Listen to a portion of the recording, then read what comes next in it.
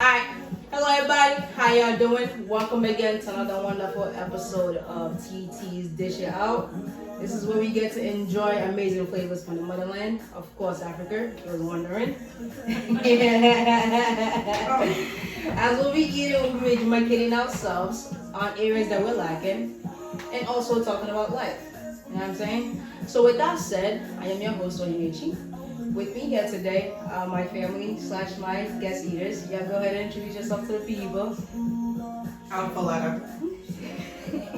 I'm Ludmere. Hi, Ludi. Everybody say hi to Fifi and Ludi. And we're the happy family. It's Paletta. Yeah, it's Florida. She keeps correcting me. Alright. So, you guys might be asking what we're doing today. You know, today we're here to introduce TT to the word. And also introduce these lovely ladies who have been behind the scenes, you know what I mean? You know, doing all the creativity and also putting those flavors that you guys have been enjoying very much together, you know what I mean? So of course, and today also we're going to be eating some suya. Ooh, and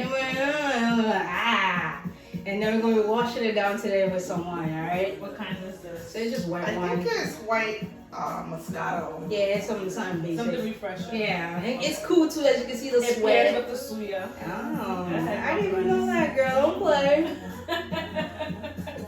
Are you enjoying it over there? It's hot and this is cold. Wow, this girl must be thirsty. No, and you guys was watching and my glass was like this. I just took a sip. She took a sip. I really just took a sip. You just took a sip? Yeah. It's alright. First of all, tell the people what's your background, you know. So I am 100% Haitian.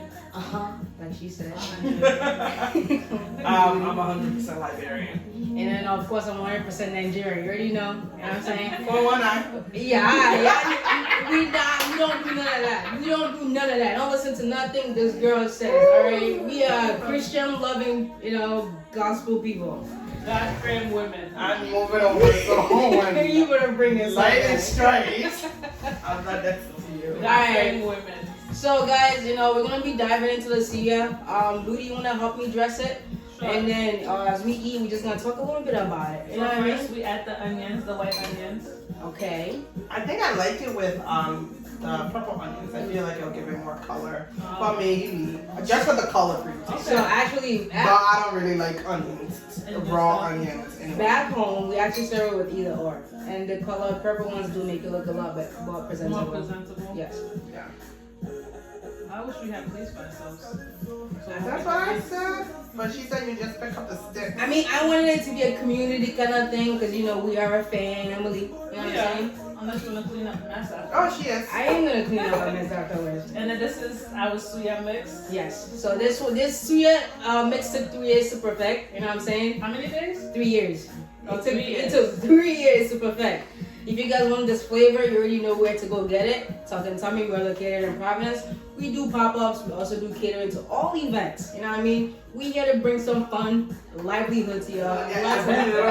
Lots and lots of sauce. You Oh know? my gosh. I mean, if you do one extra, you know, we can always get on the side. So guys, you know, do you guys have anything called suya in your culture? Like, Nope. No. I have like meat on the stick or shish kebab, but nothing like this because ours is like the peppers and the onions on the stick at the same time. Yeah, we have shish kebab. Yeah, shish kebabs. But the first time I had suya was not in Nigeria or in America. It was in Ghana. Late night in the streets. Oh, you did travel. Baby, it was delicious. Yes. suya from back home is quite different from suya from here, because you know. I think a lot of them from back home is The quite flavors you can never recreate. Yeah, the meat is probably more. It's fresh. Yeah, it's You know it's 100% Not both chicken. times. Yeah. what do you mean? Not both. Is it done yet? Injection. Also, we call that meat on the stick suya, but it comes with that specific seasoning. That's what makes it quite distinct. But like you said, like every culture has how to do their own meats on the stick, you know. But everybody is the same meat on the stick. It's just how you flavor it makes a difference. Do you guys, by any chance, know what drives people crazy about meat on the stick? Because every time we say meat on the stick, everyone just goes crazy It's for it. easy. It's grilled, it's easy, and it's scream some. It screams so much. Hey, it does scream so much. But let's not watch this because I know you guys are just looking at all this pile of meat and want some, but you guys can't have I it. wish I could have all of them, but I can't. We can't have all of it. I'm watching my figure. Oh, Manny said, please save me some. What is it? Please see him some. He begs. Well, there goes the wow. I should have brought you guys your own personal plates. Yes. But like I said, it. this is supposed to be a community family meeting. You guys are supposed to be meeting us as a family and enjoy it together as a family. You know what I'm It's saying? delicious. It's delicious, like you said. You know what I'm The saying? pepper went down. The wrong pipe? The wrong pipe. Oh, guys, suya for us is very spicy. We bring the heat. It's not lacking that in it. So if you're not expecting to go eat a piece of suya meat and for it not to be spicy, boo please get that thought out of the way. Because this meat comes with fire. You know what I mean? But Ludi, I'm gonna ask and Faletta, you know, I'm gonna ask you guys questions. You guys can go ahead and take turns answering it. You know, please don't go speaking above each other. Please let the people know what drives you on a daily. Yes. What goes through your head every morning that you wake up and want to go about the day? Let's say, like, you know, one of those days you wake up, you're not in the mood. What's the first thing you think about that comes to your head?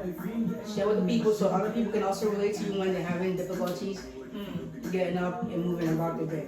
The first thing I do in the morning is reflect. And I thank God for, you know, allowing me to see another day. But I like to reflect on what happened the previous days. And normally, if I'm going through something, and I'm a thinker. So I'm a thinker, so when I'm reflecting, I'm like, where do I want to be? And then I think about where I want to be and where I'm at, and what I need to do in order to move. I try not to look at other people's progress to compare, because that's the enemy of progress. You damn right. Ludi, please say that one more time for people to hear. The enemy of progress, seeing what other people are doing, looking at their progress. Yep. You know, you don't know what they've been through or how they got where they got. So, you know, having my own experiences and having a support system, my family, friends, my boyfriend, and That's a boyfriend. and having those support really helps me see the bigger picture of life and what life is. Because I feel like without those people in your life, it's like, what's the point of life, right? That's true. And of course, God, right? For second chances, for more opportunities, for forgiveness. I feel like you can't move on in life without forgiveness. That's true. That is very true. So, I mean, would you like to take on the answer to that question? I'm a planner, Okay. so I like to plan my day. A plan is a thinker. No, so like I like to plan my days in terms of like I get up, this is what I'm doing, but like as of what I foresee like later on down the line in life, I don't make it that far. To think that far, I just like to live in the present moment Okay. and let things ride out. Like for me, alright, so an example. I had this idea like I was gonna like go to grad school right after college, and I planned for it, and I got into grad school right after college, and then I dropped out, like I quit. So what drove you? Like what drives you to make that decision? I was just like, I'm not ready for this. I don't want to do this after school. Like I just graduated college. I'm like, I'm not going back. I don't want to do homework. I don't want to study. I don't want to make like note cards to study. So I was like, no. So like recently I applied back again, but that was just because in the moment I was like, all right, now I'm ready. Time has passed, like 2-3 years has passed. I'm like, okay, I'm in the right mindset now to like want to further something further. But like, I didn't like plan it out to be like, oh, in 3 years I'm gonna go back to grad school or anything like that. I guess it's whatever hits me in the moment, I'm gonna go with. Spontaneous. I Yeah. like the word you used. So I mean, if I was to make sense of what you said, you pretty much the thing that drives you is pretty much doing the things that make it happen on a daily basis. Yeah. Not working on other people's time, just like you said. You know, try to focus on what you're doing in that moment. You know, and just trying to just get it done. Yeah, I've learned not to compare myself to people in any aspect, relationships, family, school, job, everything I've learned not to compare myself, not to want what somebody has in that moment.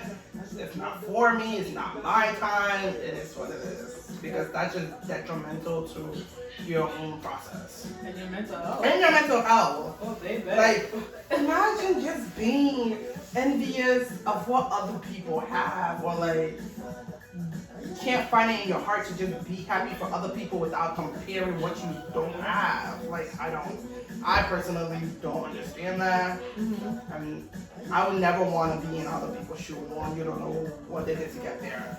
You don't know if it's by God's will, by the devil's will, why they're there. By a will. By a will, I or mean, whatever it is. I would book- never be.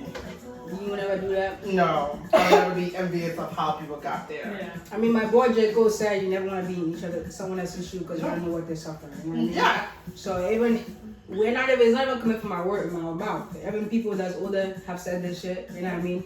It's important to be in your own shoe, go through your own journey, And don't enjoy worry your about all- journey. and enjoy your journey. That's important. Enjoy the Trusting journey. the process. Yes. That's what I learned getting into grad school. That's all they've been saying. Since the first day we had interviews, they're like, you're gonna hear this a lot. Trust the process. Trust the process. You guys know this place?